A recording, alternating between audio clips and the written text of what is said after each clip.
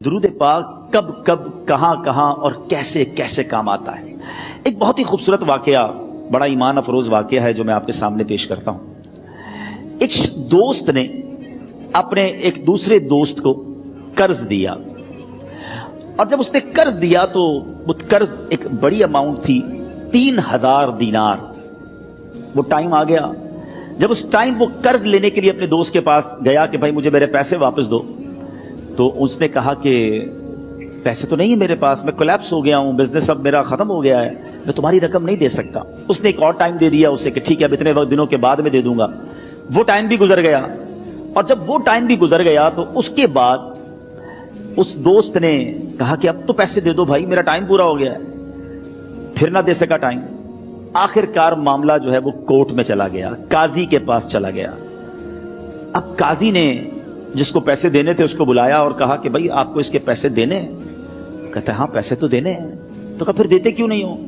کہا پیسے ہیں ہی نہیں، کاروبار ہی ختم ہو گیا ہے، قرضہ تو لیا تھا، اب میرے پاس بچا ہی کچھ نہیں ہے۔ تو کہا اچھا اب یہ بتاؤ کہ کب دو گے، کیسے دو گے؟ اس نے کہا بس میرے پاس پیسے ہی نہیں ہے۔ تو کہا اب تمہارے پاس 30 دن کا ٹائم ہے، 30 ڈیز میں یا تو اس کے پیسے لوٹا دو یا 30 دن کے بعد تمہیں قید کر دیا جائے گا۔ یہ شخص اب گھر آیا، پیسے تو تھے نہیں، مگر شاید علماء نے لکھا کتابوں میں، یہ واقعہ کئی بڑی بڑی کتابوں میں لکھا اور درود پاک کے فضائل کی بڑی بڑی کتابوں میں لکھا، اور اس شخص نے سوچا کہ اس نے ایک حدیث پاک پڑھی ہوئی تھی کہ جس میں نبی پاک علیہ الصلوۃ والسلام نے فرمایا ہے، جس کا مضمون ہے کہ جو شخص پریشان ہو، مصیبت زدہ ہو، اسے چاہیے کہ مجھ پر کثرت سے درود پاک پڑھے، کیونکہ درود پڑھنا مصیبتوں اور پریشانیوں کو لے جاتا ہے۔ اب اس عاشق رسول نے سوچا اور تو کچھ ہے نہیں، اب میں درود پاک پڑھنا شروع کرتا ہوں۔ صبح سے لے کر شام تک وہ درود پاک پڑھنے لگ گیا۔ 27 دن گزر گئے، only 3 days left، 3 دن باقی تھے قاضی کے پاس جانے میں۔ 27 دن گزر گئے درود پڑھتے پڑھتے۔ جب 28ویں رات آئی تو آنکھیں تو بند ہوئیں، مگر خواب میں اسے ایک آواز آئی، گھبراؤ نہیں، تمہارا قرضہ ادا کر دیا جائے گا، تمہارا مسئلہ سالو ہو جائے گا۔ صبح اٹھتا ہے، درود پاک پڑھ رہا ہے، مگر کہتا ہے یہ آواز سے تو مسئلہ حل نہیں ہوگا، پیغام کیا ہے اسے سمجھ نہ آیا۔ 28واں دن گزر گیا، 29ویں رات آ گئی، مگر اب آنکھیں بند ہوئیں اور قسمت جاگ اٹھی۔ نبی پاک صاحب لولاک صلی اللہ تعالی علیہ وسلم خواب میں تشریف لائے، اور پیارے آقا صلی اللہ تعالی علیہ وسلم نے فرمایا گھبراؤ نہیں، علی بن عیسیٰ وزیر کے پاس جاؤ، وہ تمہارا قرضہ ادا کر دے گا۔ اب یہ عاشق رسول صبح اٹھا تو ویری فریش، حشاش بشاش کہ اب تو کام ہو گیا، نبی پاک نے خواب میں آ کر بشارت دی ہے۔ مگر پھر ذہن میں سوال آیا کہ علی بن عیسیٰ کے پاس جاؤں گا تو ثبوت کیا ہے، پروف کیا ہوگا؟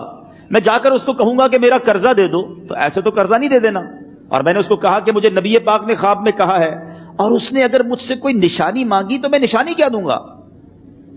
آخری دن تھا، 29واں دن تھا، وہ بھی درود پڑھتے پڑھتے گزر گیا۔ 30th نائٹ آ گئی، صبح وہ دن ہے جب عدالت میں جانا ہے۔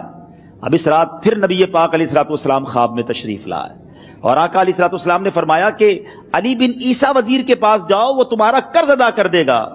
کہ حضور چلا تو جاؤں گا، لیکن اگر وزیر نے مجھ سے کوئی نشانی طلب کی تو میں کیا جواب دوں گا؟ پیارے آقا علیہ الصلوۃ والسلام نے کمال کا ارشاد فرمایا کہ علی بن عیسیٰ سے کہنا کہ تم روزانہ فجر کی نماز کے بعد 5000 بار درود پاک پڑھتے ہو، یہ راز فقط تم جانتے ہو اور تمہارا رب جانتا ہے۔ اب یہ جب صبح اٹھا تو ایک نشانی بھی مل چکی تھی۔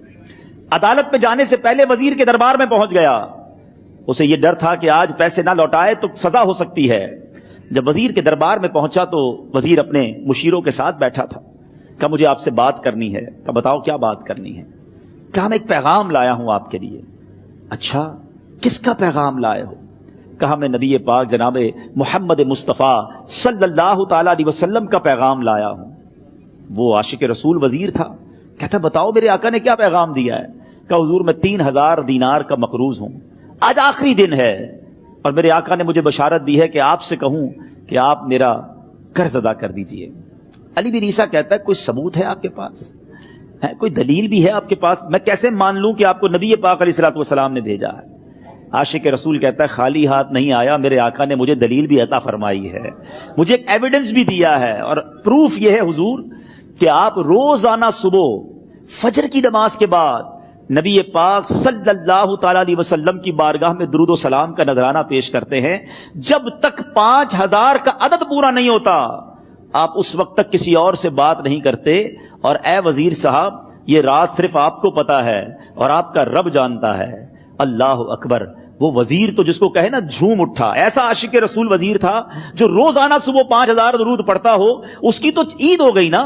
وہ کہتا ہے مرحبا یا رسول اللہ، میرے آقا نے میرے درود قبول کر لیے، اس سے بڑھ کر میرے لیے سعادت کیا ہوگی. اب یہ وزیر اپنی سیٹ سے اٹھتا ہے، اپنے کمرے میں جاتا ہے، تھوڑی دیر بعد واپس آ کر اس عاشق رسول کے ہاتھ میں 3000 دینار رکھ کر کہتا ہے حضور پہلے 3000 دینار تو نبی پاک کا حکم کی میں ادب سے بجا لاتا ہوں، میرے آقا نے جو حکم فرمایا یہ 3000 دینار آپ کو پیش کرتا ہوں. حضور ایک اور 3000 دینار لیجئے. میرے گھر آپ آئے، اتنی اچھی خبر سنائی، آپ نے قدم رنجا فرمایا، یہ 3000 اس کا نذرانہ ہے. اور ایسا کیجئے 3000 اور لیجئے، اس سے اپنے بچوں کے لیے کچھ چھوٹا موٹا کام شروع کیجئے اور ایک وعدہ کر کے جائیے، آج کے بعد زندگی میں آپ کو جب بھی کوئی کام پڑے میں آپ کا بھائی ہوں، مجھے یہ خدمت کا موقع دیجئے گا. اللہ اکبر. وہ مقروض جو ایک رات پہلے 3000 دینار کا مقروض تھا، ہو سکتا ہے اس کے بیک آف مائنڈ یہ بھی چل رہا ہو کہ اب شاید کل میں نے جیل میں جا کر، عدالت میں جا کر گرفتاری دے کر جیل میں جانا ہے،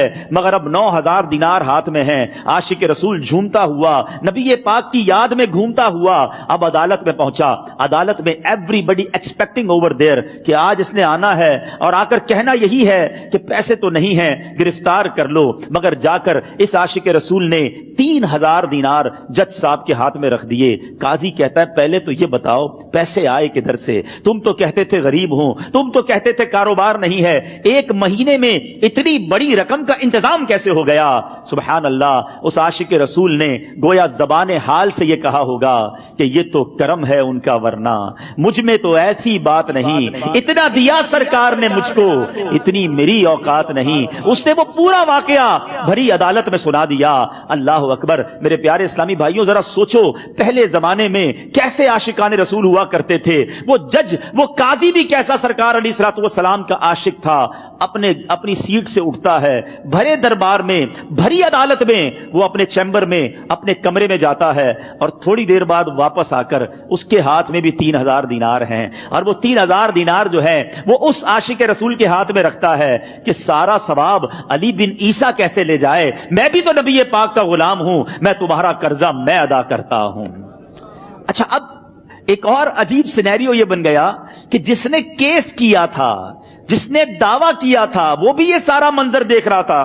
کہتا ہے جج صاحب ذرا رکیے، میں بھی اپنے آقا کا امتی ہوں، اور ایک کام کیجئے، قلم کاغذ منگوائیے، اس عاشق رسول کا قرضہ ہی میں معاف کر دیتا ہوں. اچھا، اب عاشق رسول نے وہ واپس 3000 دینار جو جج صاحب نے دیے تھے وہ واپس جج صاحب کو دیے کہ حضور یہ پیسے آپ ہی رکھ لیں، قرضہ ہی معاف ہو گیا، اب آپ کے پیسے کا میں نے کیا کرنا ہے؟ جج صاحب کہتے ہیں جو پیسے نبی پاک کے نام پر نکالے ہیں اب مجھے واپس نہیں چاہیے، یہ بھی تم اپنے ساتھ لے جاؤ. اللہ اکبر. میرے میٹھے اسلامی بھائیوں، وہ عاشق رسول ایک رات پہلے 3000 دینار کا مقروض ہے، اب 12000 دینار لے کر گھر کو واپس جا رہا ہے. اس ایک واقعے کے اندر جو ہم سب کے لیے درس ہے، جو ہم سب کے لیے پیغام ہے. شاعر لکھتے ہیں نا، دکھوں نے تم کو جو گھیرا ہو تو درود پڑھو، دکھوں نے تم کو جو گھیرا ہو تو درود پڑھو، جو حاضری کی تمنا ہو تو درود پڑھو.